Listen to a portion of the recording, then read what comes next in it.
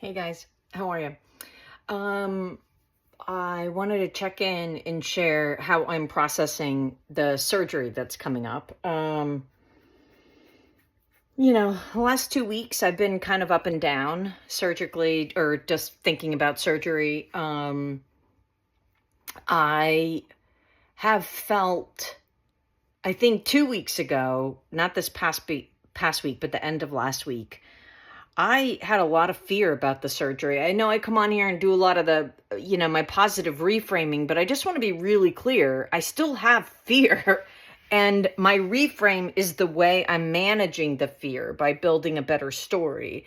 So when I have fear, I just want to be really honest with it because it's very normal to have the fear. And I don't, um, I want to make sure I'm really clear that that's still happening for me too. So the end of 2 weeks ago, I started to get this feeling of like something that I remember feeling 3 years ago when I first went through this. Now, you remember in one of my last videos, I talked about how the tide has gone out and it's coming back in. And there's a lot of similarities to 3 years ago, for when this all started 3 years ago to now.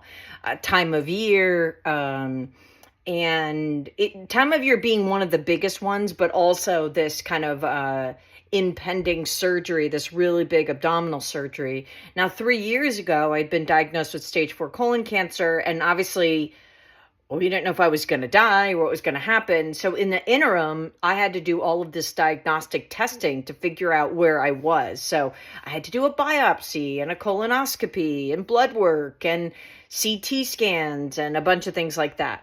And it was probably 3 or 4 weeks of doing that. And then we finally had a diagnosis of the stage 4 colon cancer. And then they decided to do the big surgery.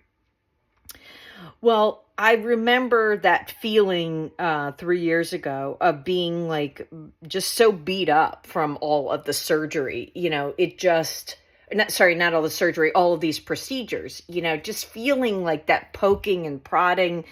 Look, God bless us now for living in a time where we could have surgery and be knocked out and not know, not feel the pain and wake up and deal with it then. And that's a beautiful thing.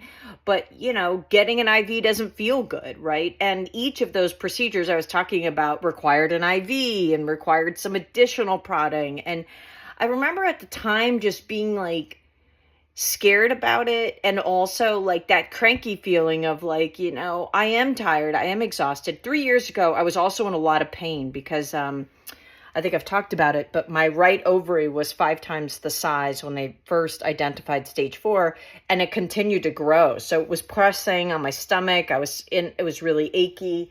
So I wasn't sleeping well. I wasn't feeling great. I was feeling sore.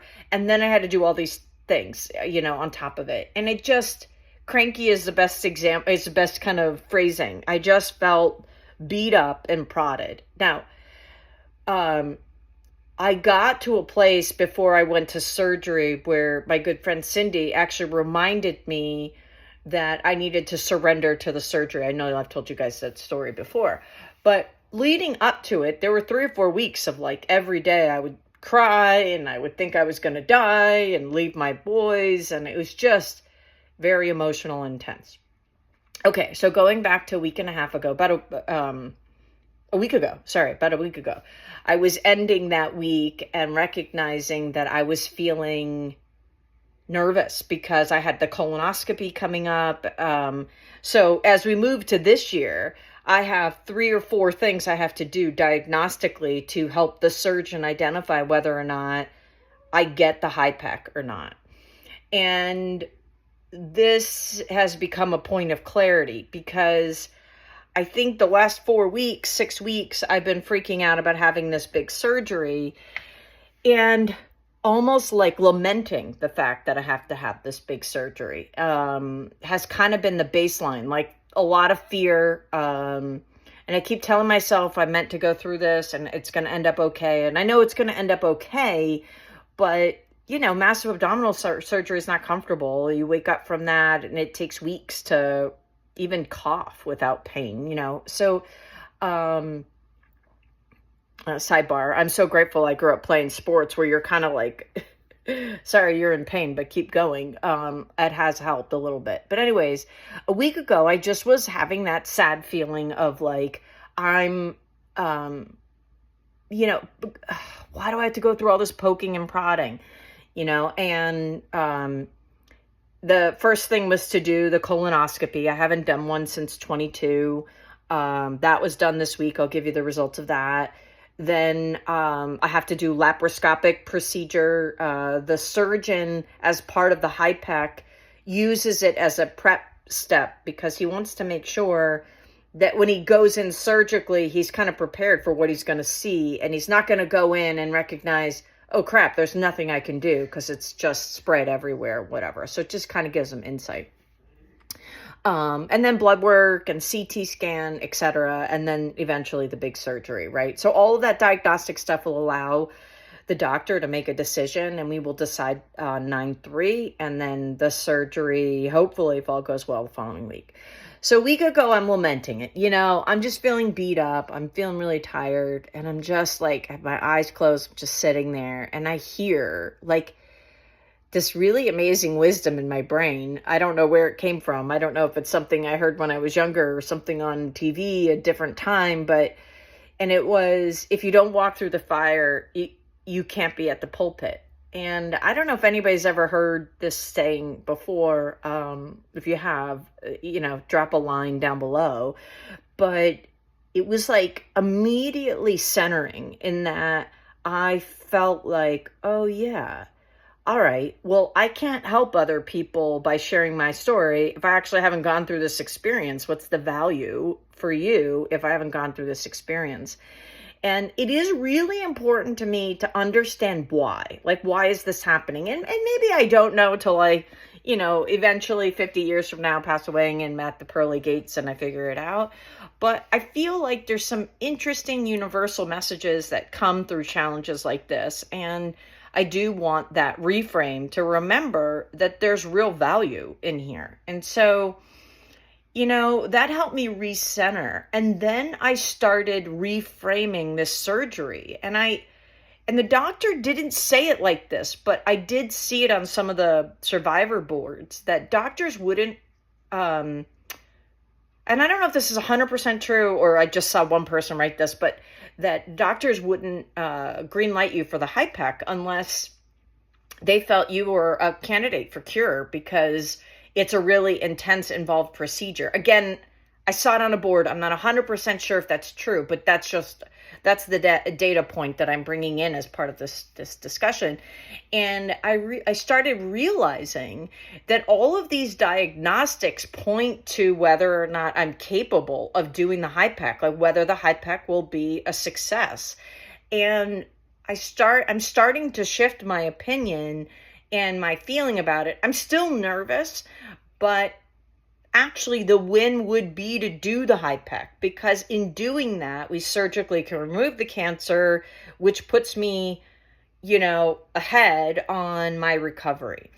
So, I share all this with you because I think sometimes when things feel bad, we just immediately equate it to then it's bad for us. And something like physical surgery, that's going to be intense. In my head, I think I was feeling this is bad. Like, I wish I could just do laparoscopic, or I wish this, or I wish that. And the reality is the win here is the fact that I get to do the surgery. Like, that is the effing win. And like, I it's a privilege and an honor to have this gentleman, Dr. Taraga, work on me. He's one of the best in the country at this. I have the best, I've told you guys before, the best doctors and nurses at Yale New Haven, and they will take care of me. Yeah, it is going to suck for a week or two. It's going to suck. And, but I've made a pretty stern stuff. And so why not remind myself I'm capable of it rather than, what I do naturally is I think back to the experience last time and I think, well, it'll at least be what it was, maybe worse. And I'm thinking, heck, I'm 30 pounds lighter than last year when this happened. Like, I'm physically stronger. What if it's better? What if I recover quicker? because I'm in a better shape. So I say all this to just share with you that, like, just because it quote unquote doesn't feel good, like physically, like a massive surgery, it also could be really good for you. And I think it's important to reset around challenges. I also had two amazing friends this week reach out to remind me about, not remind me, but share their own family or friends' challenges with cancer and how much they appreciate these videos. I love you guys. Thank you for sharing that. And for your privacy, I won't share your first names, but it means a lot to know that these videos reach you in some way. And what I'm hoping in sharing with you what I'm learning is that you can take the same lesson and learn it without going through stage 4 colon cancer. Like, is there a challenge in your life right now that you're scared of, that you're bracing for? Like, I've been bracing for impact for weeks, and I'm actually trying to let it go a little bit. Release it. Let go of the pressure to try to control and minimize your pain. Pain itself's not bad, and it's a sign you're alive. And thank God I'm alive. And thank God I have all of this in front of me. And the last and absolute best freaking part of the week, I did my colonoscopy on Wednesday. A really hard time sleeping this week. I think between the full moon and my fear of the colonoscopy, which I didn't realize how deep-rooted that anxiety was. I was afraid to see what the results would be, and my colon is clear. And I'm so proud. I'm so excited. I don't know if this statement is true, but for me, I am manifesting. My colon is no longer creating cancer. And so I am clear. Thank fucking God. And this week is laparoscopic procedure on Wednesday, a scan. The following week is meet with the surgeon. And after we meet with the surgeon, I will get back with you guys and let you know what the next plans are. But I just wanted to remind you all, again, in kind of totality, even if it causes you pain, it's still helping you. Just because it doesn't physically feel good doesn't mean it's bad for you. You can reframe anything in your life.